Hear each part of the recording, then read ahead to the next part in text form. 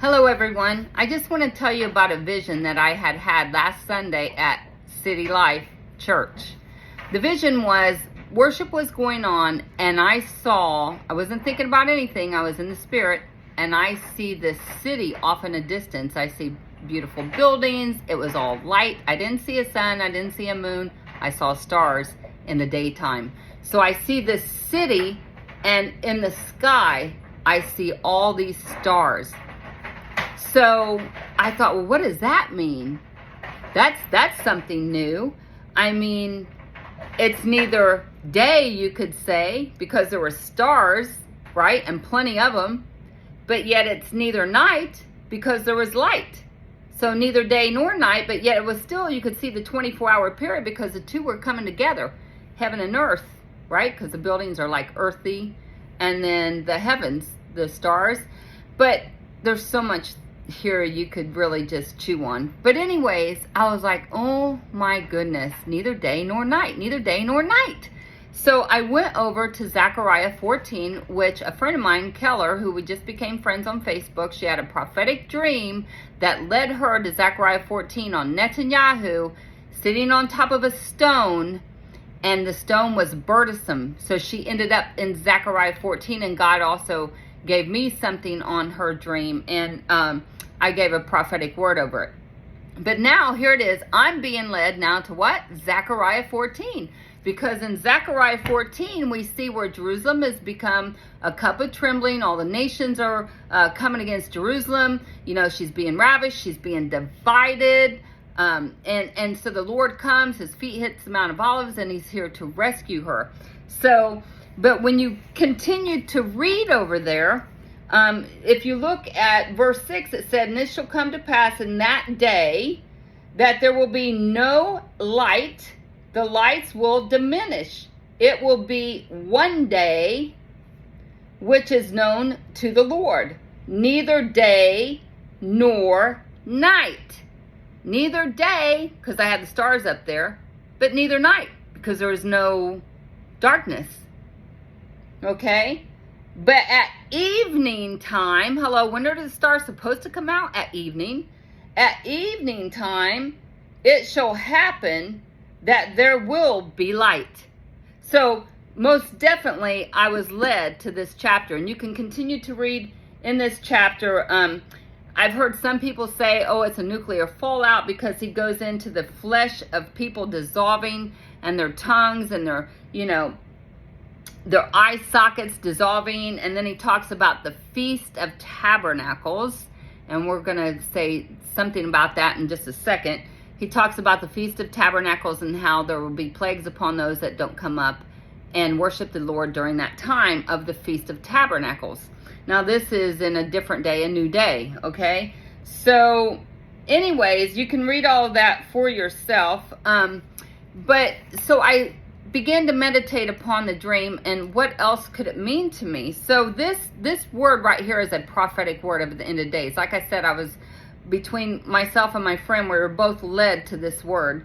And so I believe that God just gave me something, because I saw also stars in the day. So day star. I was like, oh my goodness, because remember, her dream was on Netanyahu. It was on the end of days. Zechariah 14, Jerusalem becoming a burdensome stone, you know, as the city's going to be divided, and all, you know, 12 and 14 and all of that, okay? So, but what the Lord gave me on the day star, you'll see it over in 2 Peter chapter 1. And this is about the coming of the Lord. It says, for we have not followed cunningly devised fables, when we made known unto you the power and coming of our Lord Jesus Christ. We're in the end of days here, okay? And he said, but we were eyewitnesses of his majesty. Now, if you keep reading, you're going to find out that that has to do with the Feast of Tabernacles, when they saw the two witnesses. You know, the three apostles saw the two witnesses up on the mount, on the holy mount with Christ. And if you study that out, it has to do with the Feast of Tabernacles. Just thought I'd throw that in there, okay? Because the two chapters, okay, Zechariah 14, neither day nor night, and how it talks about the Feast of Tabernacles. And what my vision was, I saw stars in the day, so it's neither day nor night, or in the evening time it becomes light, okay? So you can see when we go to Day Star and Feast of Tabernacles, then we're going to find it over here in Peter, okay, when it's talking about the coming of Christ. So he goes on, he says, if you keep reading in that chapter, looking at verse 18, it says, "And this voice which came from heaven, we heard when we were with him in the holy mount. We have also a more sure word of prophecy, whereunto you do well that you take heed, as unto a light that shineth in a dark place, until the day star arise in your hearts." Let me make sure I got that right. It says, "We have also a more sure word of prophecy, whereunto you do well that you take heed, as unto a light that shineth in a dark place." Okay, until the day dawn and the day star arise in your hearts. So it's a day star. And I saw stars when? During the day. Okay, so anyways, I wanted to share that with you. Maybe, you get something else from it, because God is eternal. His word is living. But I just wanted to share, Zechariah keeps coming. Zechariah 14, we are so close. It's like God is saying, wake up. Let the day star arise in your hearts.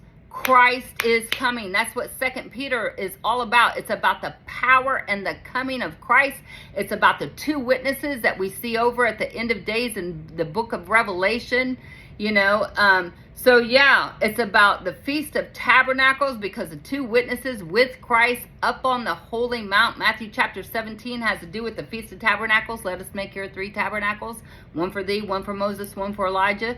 Again, Matthew 17, Feast of Tabernacles. Study it out.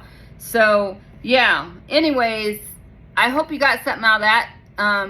And if God spoke to you and gave you an interpretation and you want to leave it in the comments, please do so.